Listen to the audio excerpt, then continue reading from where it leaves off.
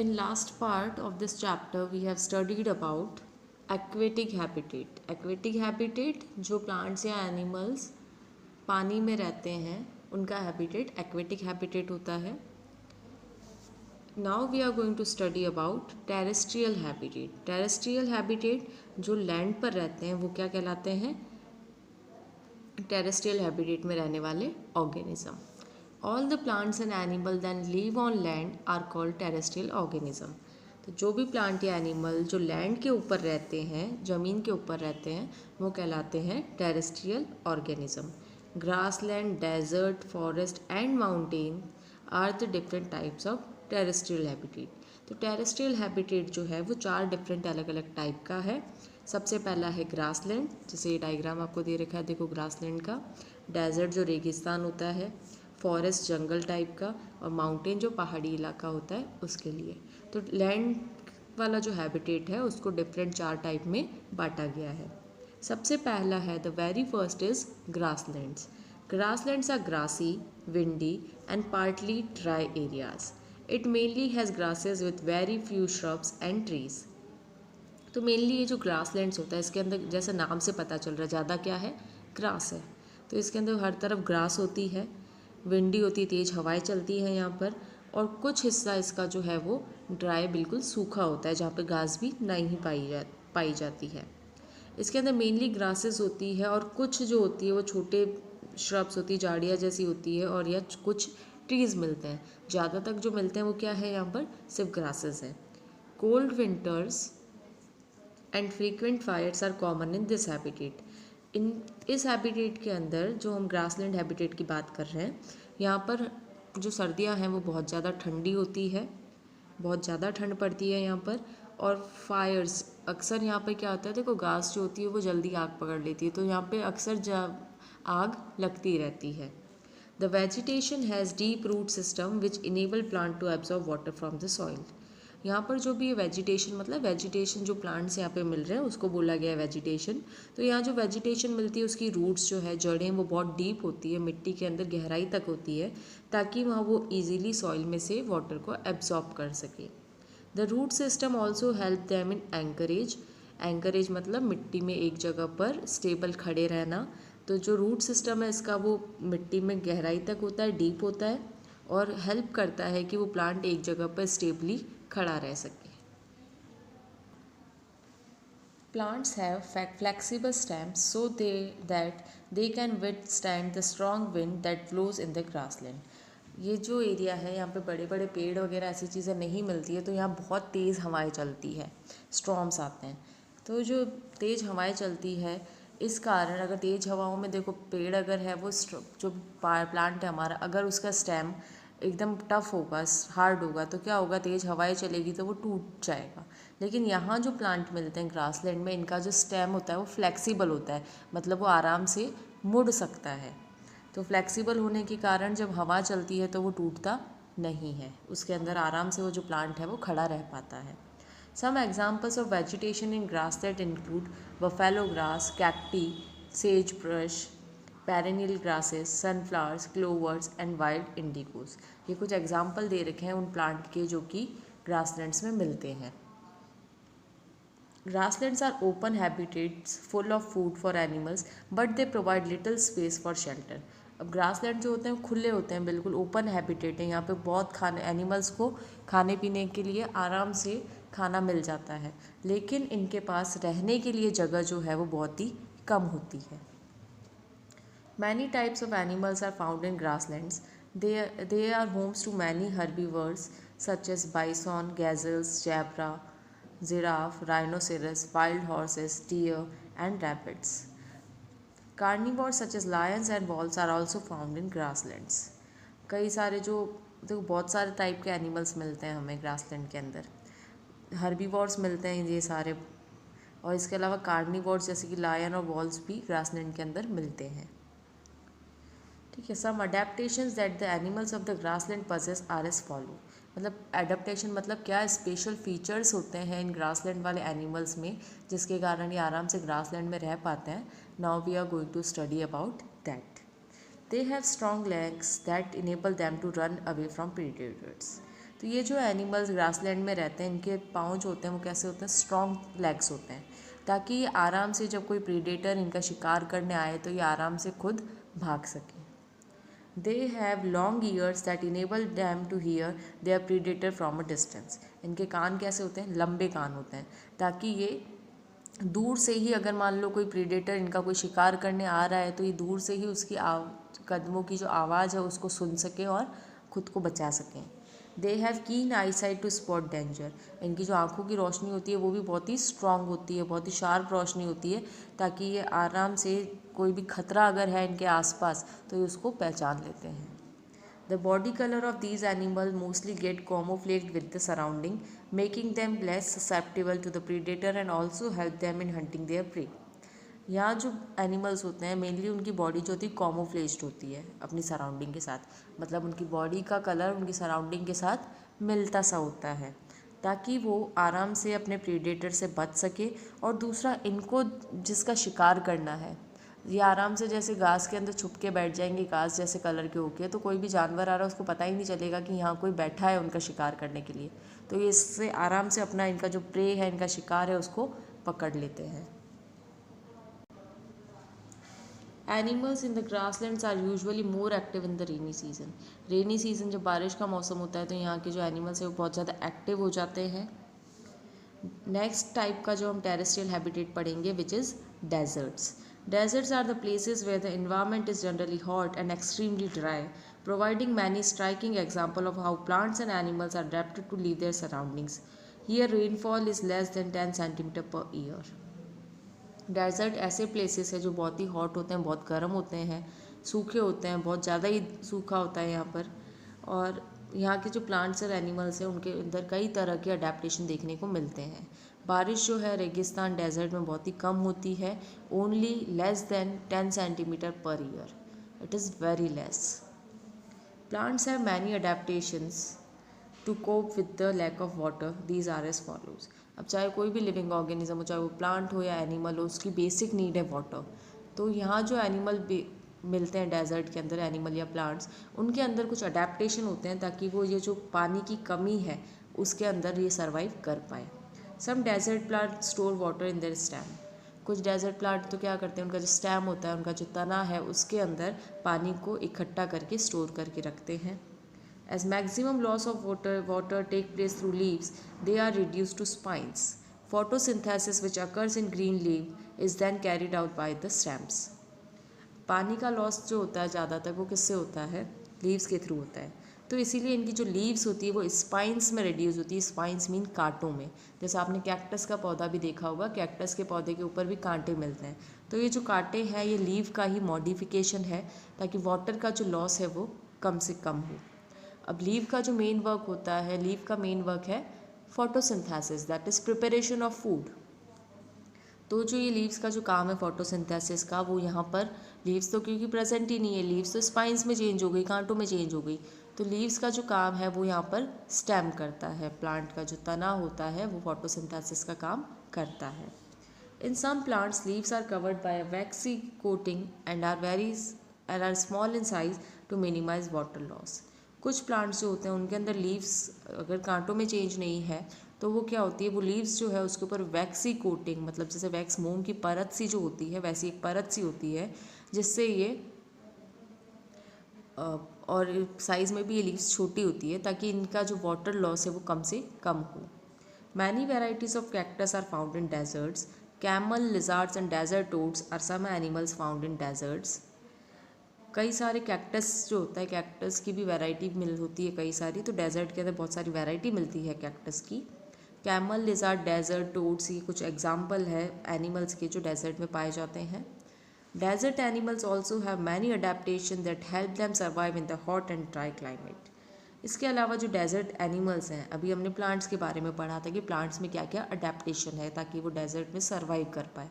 अब हम एनिमल्स के अंदर पढ़ेंगे कि एनिमल्स में क्या क्या अडेप्टेशन होती है ताकि वो ऐसे हॉट और ड्राई क्लाइमेट में सर्वाइव कर पाए। ओके, डेजर्ट के एनिमल्स में जो अडेप्टेशन है वो है the light coloured furred of the jack rabbit blends with the surrounding and protect it from predators. Its large ear help it to keep cool.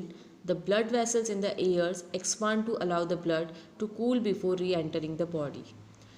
अब यहाँ जो ये रैबिट मिलता है, जैक रैबिट जिसको बोलते हैं, उसके जो फर है, फर मतलब उसके जो ऊपर बाल जो है बॉडी के ऊपर, वो लाइट कलर के होते हैं ताकि वो उसकी जो सराउंडिंग है उसके साथ मैच हो जाए।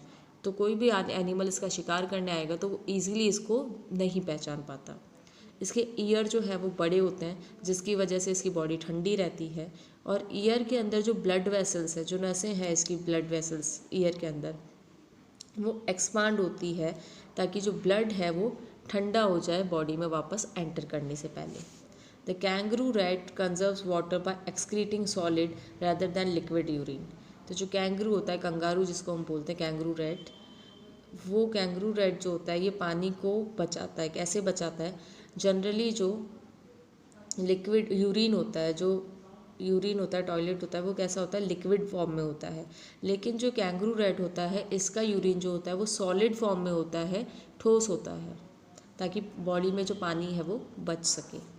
Many small animals hide under rocks और dig underground burrows and stay these there during the day to escape the heat of the sun. कई छोटे एनिमल्स क्या करते हैं, या तो बड़ी बड़ी जो चट्टानें हैं उसके पीछे छुप जाते हैं, या फिर अंडरग्राउंड बरोज बनाते हैं। अंडरग्राउंड बरोज मीन्स जो बिल होते हैं, बिल बनाते हैं ज़मीन के अंदर, ताकि वो दिन के टाइम जब गर्मी बहुत ज़्यादा होती है, सूरज बहुत तेज़ तप रहा होता है, तो उस टाइम ये उस बिल के अंदर जाकर रह जाते हैं या चट्टानों के पीछे जाकर रह जाते हैं, जिससे वो अपने आप को इस हीट से बचा सकें। Most desert animals are nocturnal. They avoid the extreme midday heat by feeding at night when the temperature drops down and air becomes inactive in the summer. ज़्यादातर जो डेजर्ट एनिमल्स होते हैं वो नॉक्टर्नल होते हैं। नॉक्टर्नल मतलब क्या होता है? रात को जगने वाले। जैसे उल्लू जो होता है ना, उल्लू क्या करता है? रात को जगता है, दिन में सोता है। वैसे ही जो डेजर्ट एनिमल्स होते हैं वो नॉक्टर्नल होते हैं। दिन के अंदर क्या होता है? बहुत ज़्यादा गर्मी होती है, इसीलिए ये क्या करते हैं, अपना जो खाना वगैरह जो भी इनको चीज़ें करनी है वो सब क्या करते हैं? नाइट को करते हैं। जब नाइट के टाइम में टेम्परेचर कम हो जाता है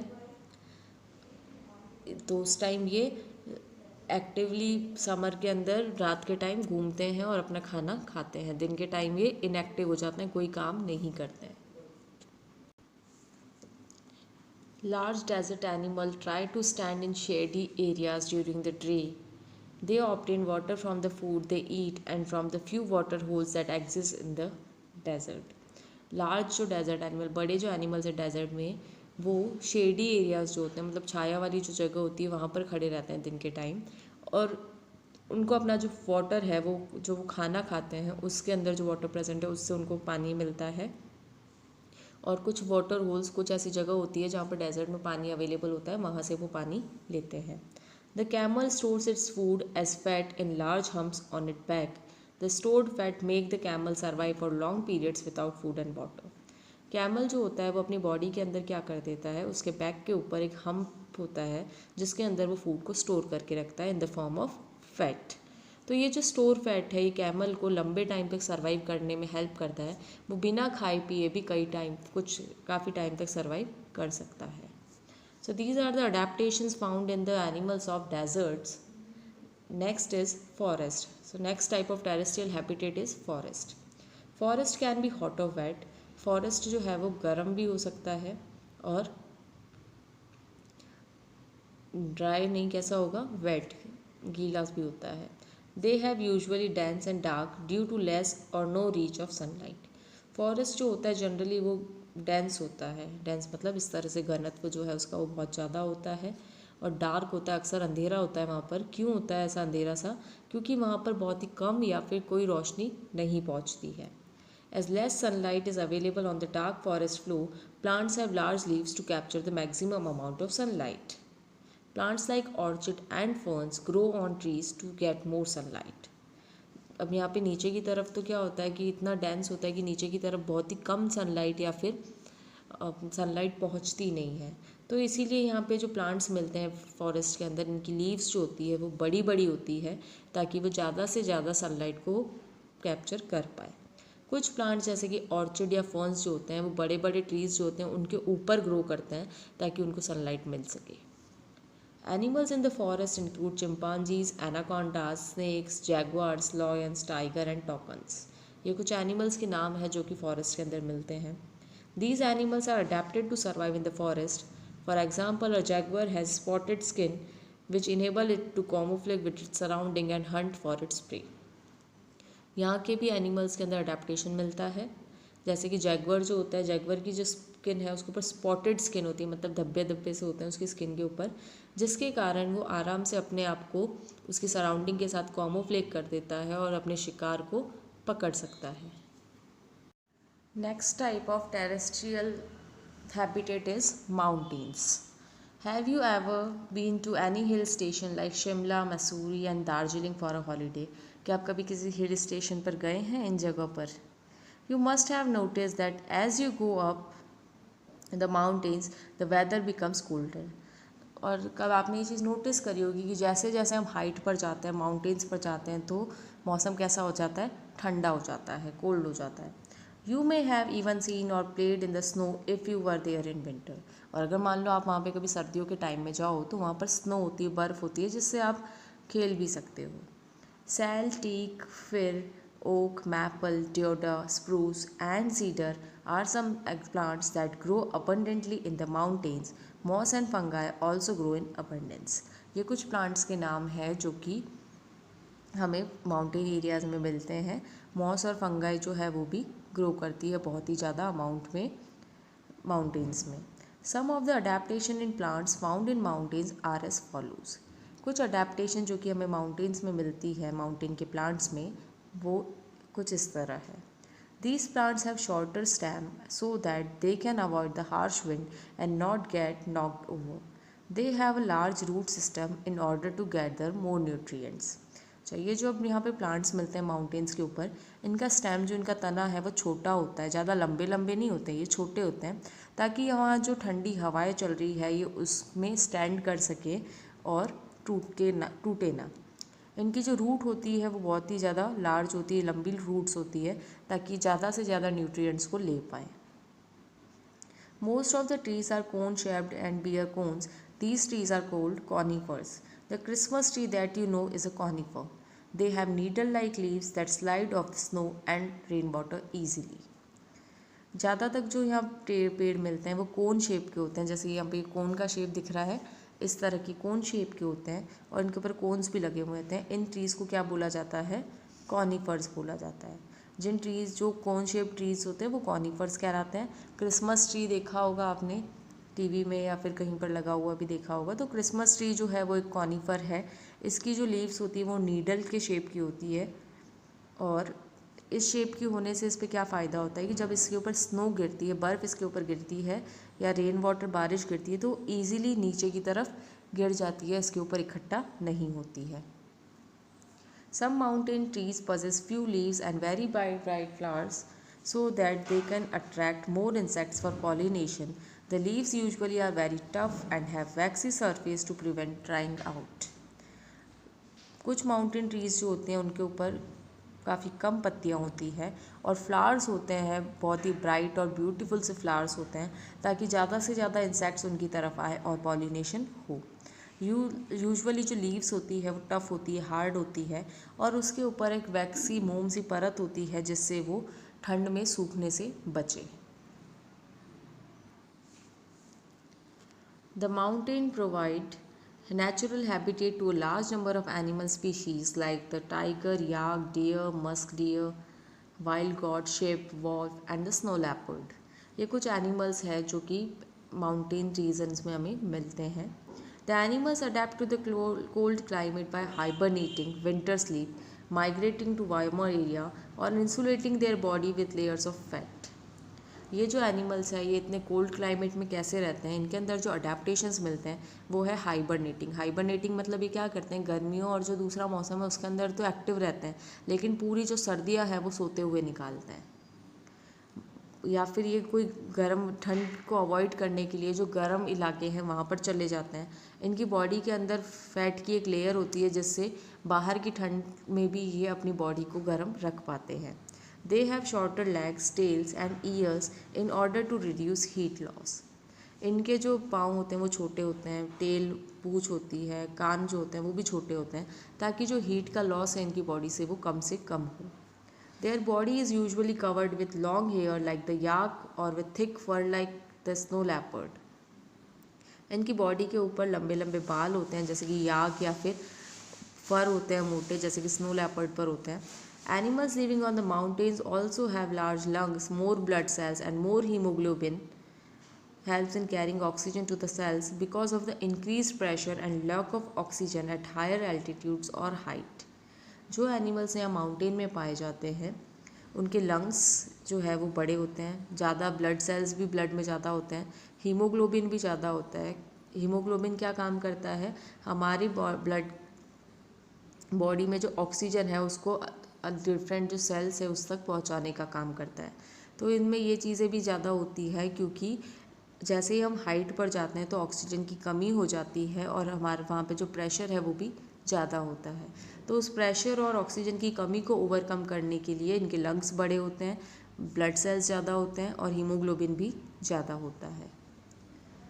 If you are living in a plane and if you visit a hill station, you may experience difficulty in breathing for a short while. This is because there is less oxygen in the atmosphere in hilly areas, so we tend to breathe faster. अगर मान लो आप किसी plane terrestrial reason पे रहते हो, grassland type के reason में, और आप कभी हिल स्टेशन जाओ तो आपको वहाँ पे ऐसा लगेगा कि कुछ टाइम के लिए ऐसा लगेगा कि आपको सांस लेने में तकलीफ़ हो रही है। ऐसा इसलिए लगता है क्योंकि जैसे ही हम हिली एरिया पे जाते हैं वहाँ पर ऑक्सीजन जो है वो कम होती है, तो हमारी जो सांस लेने की जो स्पीड है वो भी, रेट ऑफ ब्रीथिंग है वो भी बढ़ जाती है, हम फास्ट ब्रीथ करने लग जाते हैं। After some time our body undergoes small changes and adjusts to the changed surrounding। कुछ टाइम बाद हमारी बॉडी जो है इस चेंज के अकॉर्डिंग एडजस्ट हो जाएगी। We get used to the place and start to breathe normally। हम उस प्लेस के यूज टू, उसके आदी हो जाएंगे उस जगह के, और नॉर्मली ब्रीथ करना स्टार्ट कर देंगे। The small changes that take place in the body of an organism over a short period of time to overcome problems arising due to changes in the environment surrounding is called assimilation। Underline कर लो इसकी definition को।